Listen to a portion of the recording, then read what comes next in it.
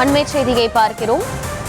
Delhi car வெடிப்பு சம்பவத்தின் எதிரொலியாக தமிழகம் முழுவதும் போலீசார் தீவிர கண்காணிப்பில் ஈடுபட்டு வருகிறார்கள். அந்த காட்சிகளையும் பார்த்து வருகிறோம். விவரங்களோடு இணைகிறார் செய்தியாளர் வெங்கட்ரமணன். வெங்கட்ரமணன், வணக்கம். குறிப்பா எந்தெந்த பகுதிகளில் போலீசார் தீவிர கண்காணிப்பில் ஈடுபட்டு வர்றாங்க? முழு விவரங்கள் என்ன?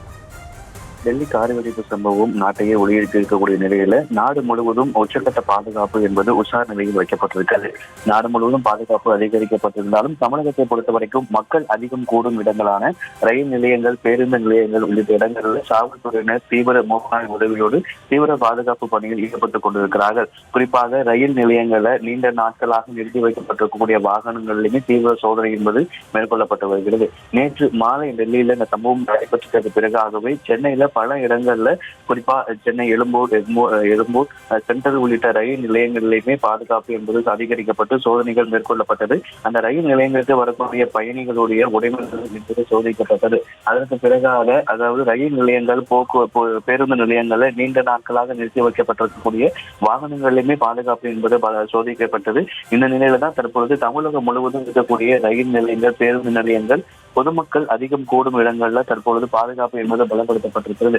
டெல்லி கார் வெடிப்பு சம்பவத்தை தொடர்ந்து நாடு முழுவதும் உச்சக்கட்ட உஷார் நிலையில் இருக்கக்கூடிய நிலையில ரயில் நிலையங்கள், விமான நிலையங்கள், குறிப்பாக மத வழிபாட்டு தலங்கள் உள்ளிட்ட மக்கள் அதிகம் கூடும் இடங்கள்ல பாதுகாப்பு என்பது பலப்படுத்தப்பட்டிருக்கிறது.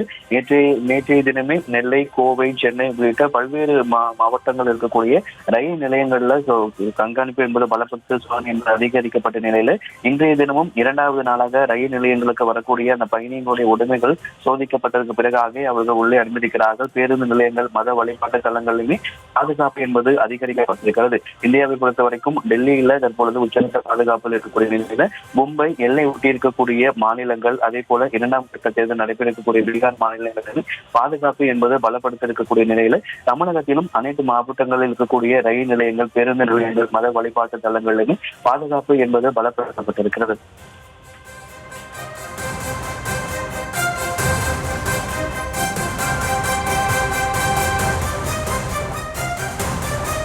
விவரங்களுக்கு நன்றி வெங்கட்ரமணன்.